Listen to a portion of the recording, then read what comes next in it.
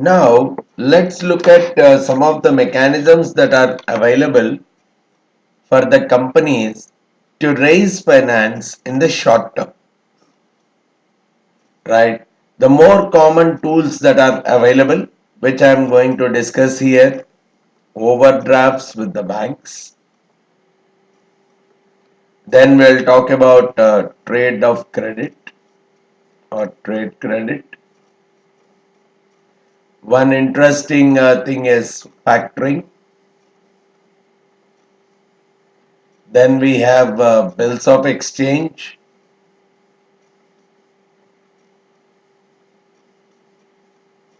commercial paper,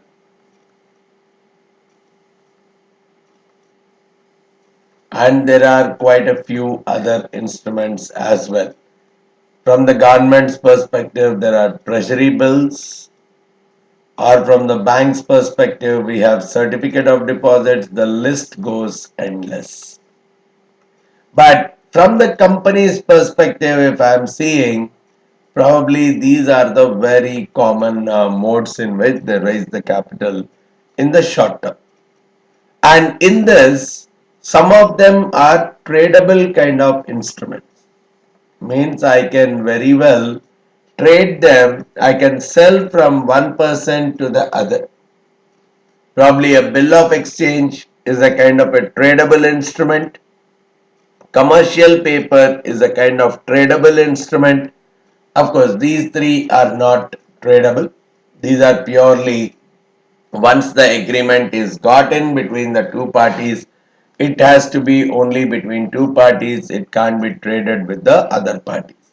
So there are different kinds of mechanisms that are associated with each of these different financing methods.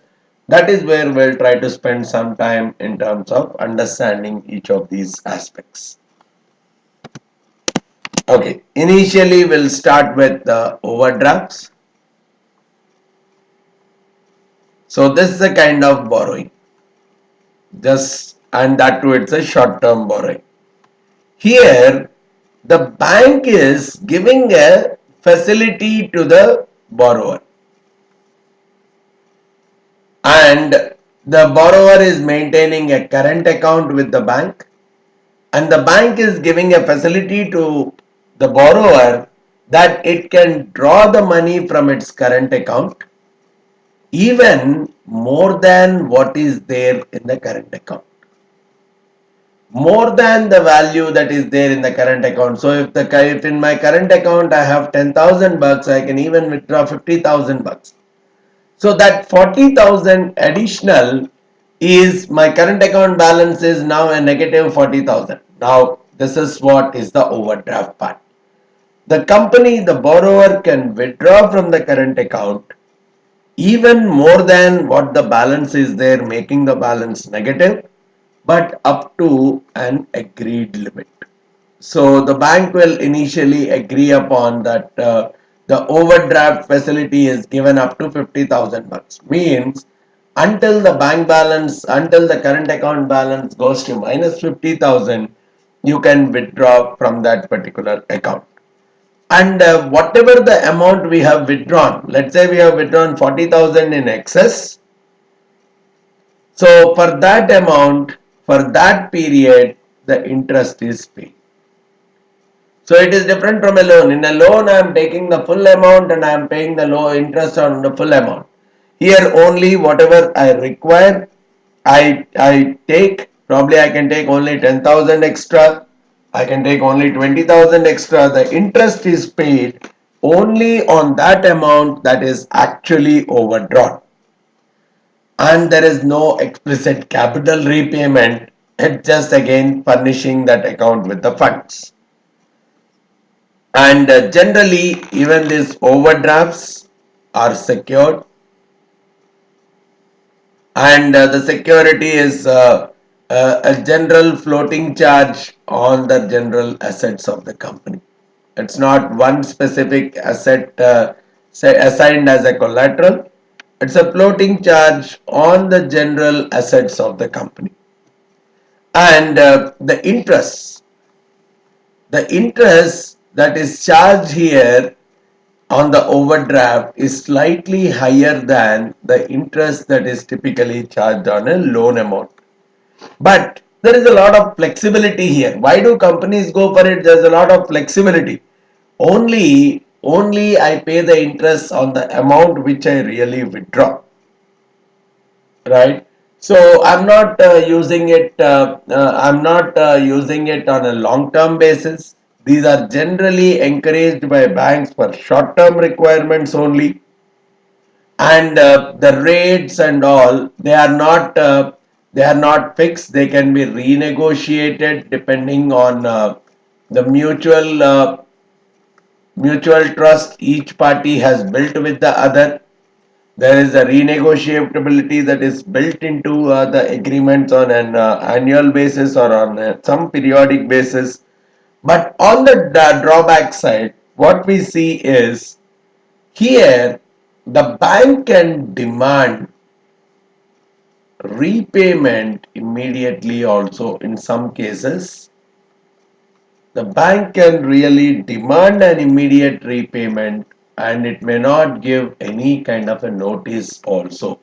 That is very much possible in case of overdraft. That's the reason probably this facility cannot be used for long term purposes, only for short term working capital needs. But because of this, the instrument becomes a little bit more risky also, because once the bank has demanded an immediate repayment and there is a cash flow shortage right now, it can very well lead the company towards bankruptcy. Because if we see, majority of the bankruptcies have happened in the world purely because of lack of liquidity, not being able to furnish the funds in the short period of time. It's not about lack of profitability that is leading to bankruptcy, lack of liquidity, sufficient cash flows in the short term. So that's the reason when a company is going for an overdraft facility, it has to be slightly careful of in terms of the adequacy of the funds that it can generate in the short term, even if there is an immediate demand from the bank to repay the same. Right? Now, moving on to the other form, which is the trade credit. The word itself is saying trade and a credit. Trade is associated with the vendors. So you are taking some kind of credit from the vendor or the supplier. You are getting into an agreement with the vendor or the supplier that you will pay for the goods on a credit basis. So initially you will take the supply of the goods, use them, and probably you make the payment, let's say 30 days or 60 days after you have received the goods. So this kind of agreement is what we are calling as trade credit. And for this period, probably the supplier may not charge any kind of interest at all. So it's a kind of an interest free loan, right? And nowadays it has become very, very common also. Probably buying the raw materials, buying the raw materials on credit is a very common aspect, and the credit period can be negotiated between the company and its vendor. And now even we see what is called as a trade credit discounts, because normally people take, let's say, 30 to 60 days to pay to the vendors, but situation has gone in such a way that if they are paying early for the goods, even a discount is getting negotiated. If the credit is not availed and cash payment is happening immediately, the vendors don't mind giving some kind of discounts also. So that is the level of trade credit that is running in the industries. It became a very common aspect. So if someone is not really taking any kind of trade credit, it is typically giving a kind of a picture. There is a possibility of the discount that can be availed. So because this is a kind of a free financing that is available, as the vendor is not charging any kind of interest, people want to avail it to a large extent, right? Then one more mechanism that comes into picture is factoring. Probably look at the example of a vendor when we talked about the trade credit. Vendor has supplied the raw materials, right? Vendor has supplied the raw materials and he did not get the cash back. He'll get it, let's say, after 60 days. So for this 60 days, this entire this entire payment will be pending. So he'll have the accounts receivables typically piling up. Now, unless he gets the cash, he cannot go for a production of new.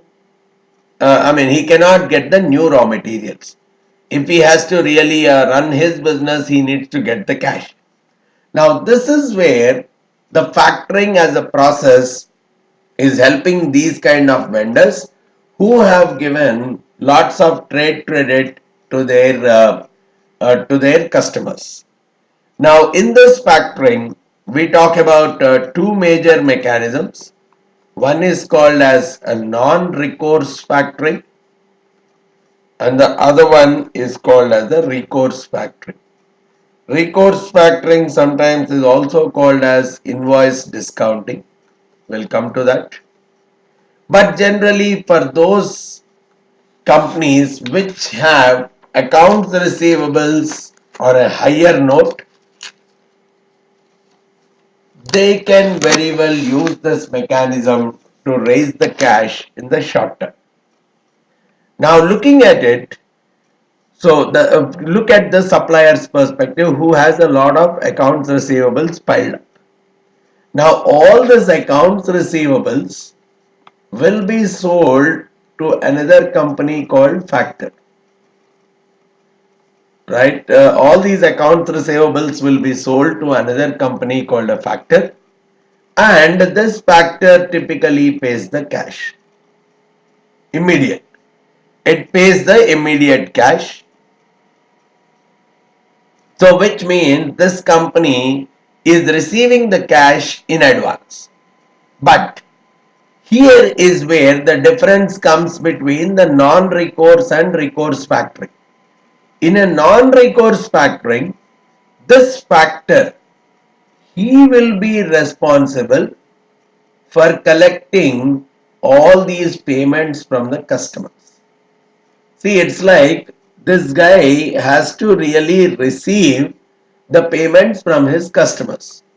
But he has sold that account receivables to the factor, and the factor has made the payment probably on behalf of all the customers. Now it's the responsibility of the factor to get the payments or to collect the payments from the customers of this vendor, right? So this particular vendor is nowhere involved. Now he has got his cash back, and it's the responsibility of the factor to really analyze the credits of the customers and even go for the payment collection. And in case these customers are not paying, he is the one who even absorbs the losses also. But when we talk about a recourse factoring, no, this part is the same. The accounts receivables are sold to the factor. Factor is furnishing the cash to the account to the vendor. But in this case, instead of factor collecting from the customers, the vendor only will collect from the customer, right? Vendor only takes the responsibility to collect from the customer, and once the customers pay to the vendor, vendor is making the payment back to the factor.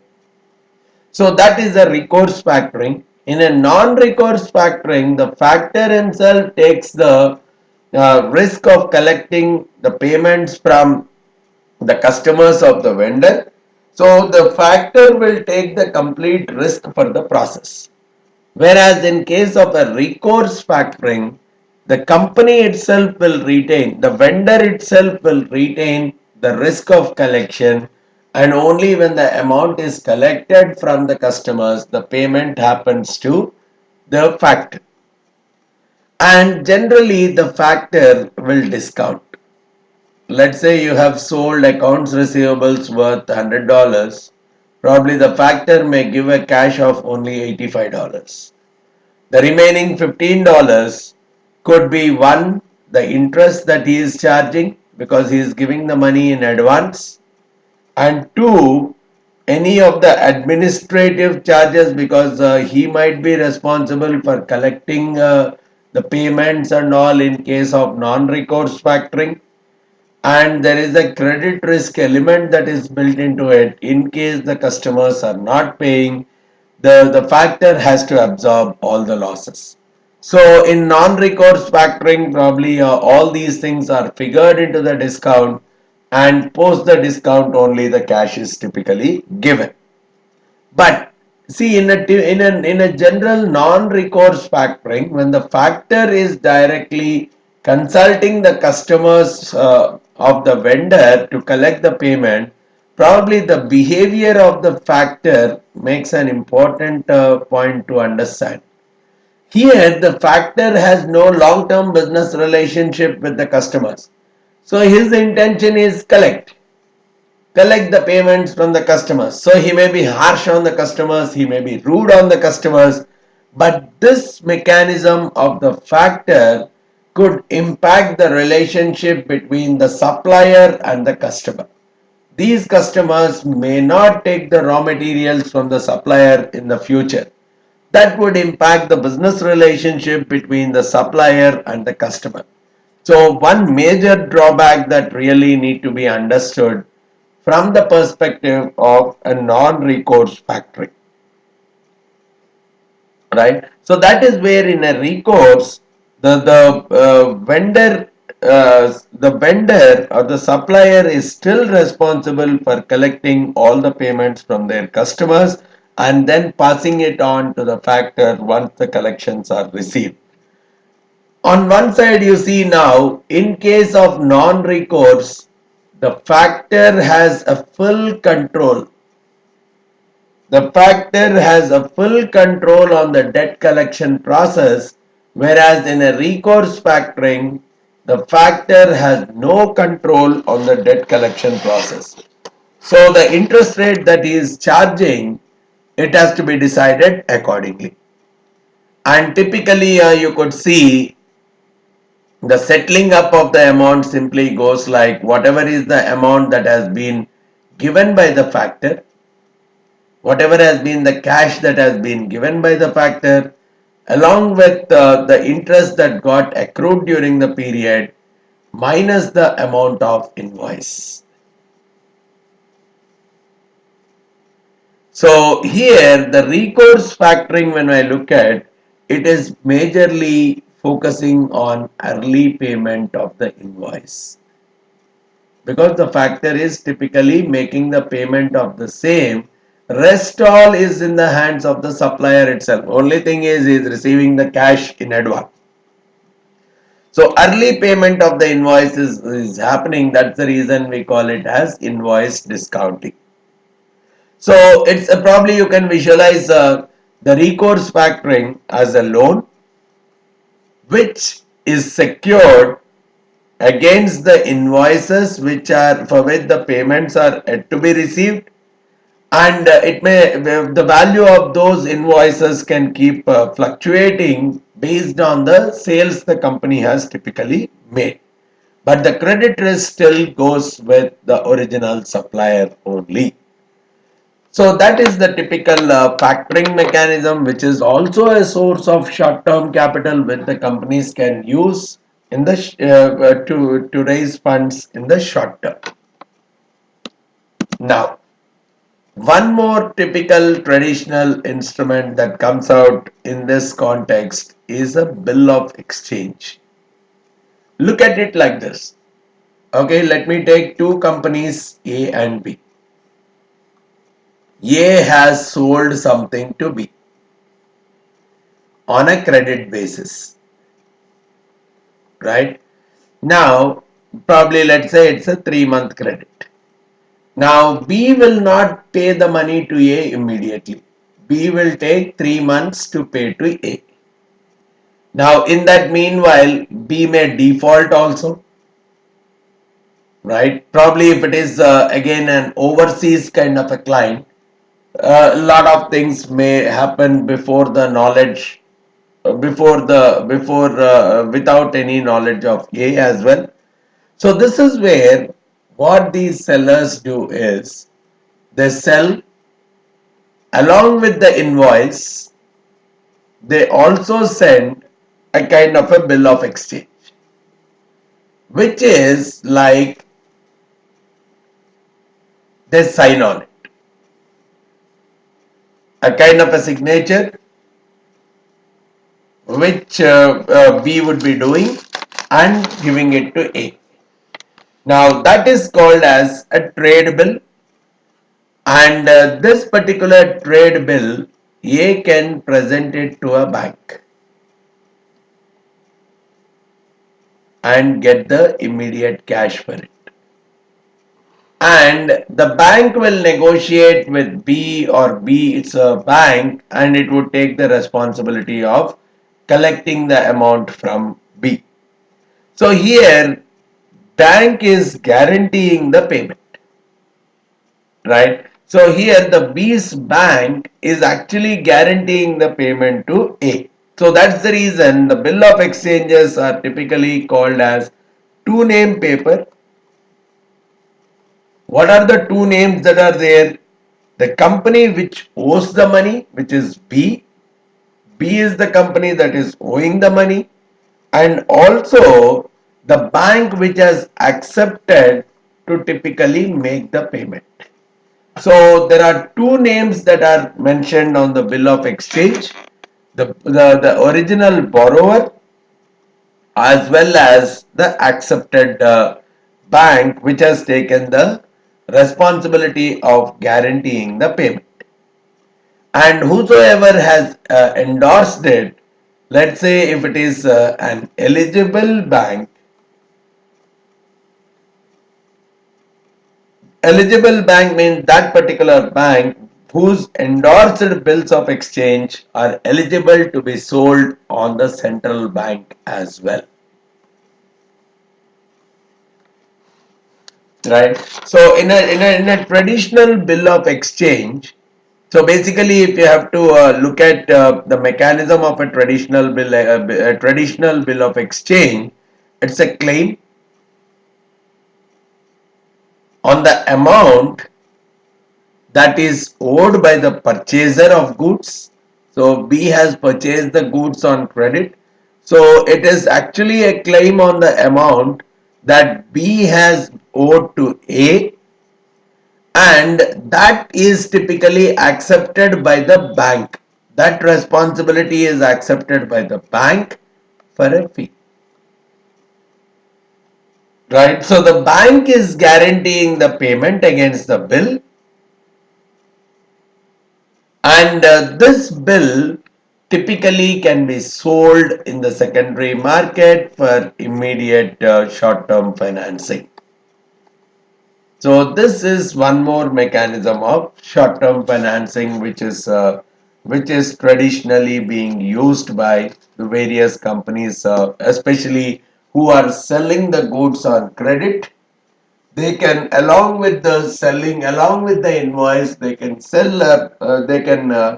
get an agreement from the purchaser guaranteed by his bank, and that amount, that bill can very well be produced to raise a short-term finance immediately. Then we can even look at another mechanism which is very heavily used by very large firms, commercial paper, Only a few firms can issue it, while bill of exchange can be issued by almost any company which is selling the goods to their customers on credit. Commercial paper is a kind of an instrument which is which is typically issued by those companies which are very large, probably which are listed on the exchanges only. And commercial paper can still be bought and sold quite easily. There is a lot of market for it, though they are not listed on exchanges. There is a lot of market. They can be traditionally sold and bought quite comfortably. But only thing is, it can be a mechanism of raising capital only for a few set of companies only, because there are a lot of stringent standards that the companies have to adhere to. They have to be listed on the exchange, and they are giving a statement. They have to issue a statement which simply says, which is simply complying to the stock exchange's requirement, that during the last period when they have published their financial statements to the current period, there are no adverse changes in the way the company is performing. In the company's environment, there are no major changes between the time when they have last published their financial statements as well as the current period when they are raising capital through a commercial paper. Even the amount that has to be raised through commercial paper, there is a minimum amount requirement, which means companies which require small capitals, they cannot afford to go for a commercial paper mechanism. And it's a single name paper. Only the company which is the company which has to make the payment, the borrower's name would be available. It is a bearer document, so whosoever has the commercial paper, he can present it and get the cash, just like the currency notes.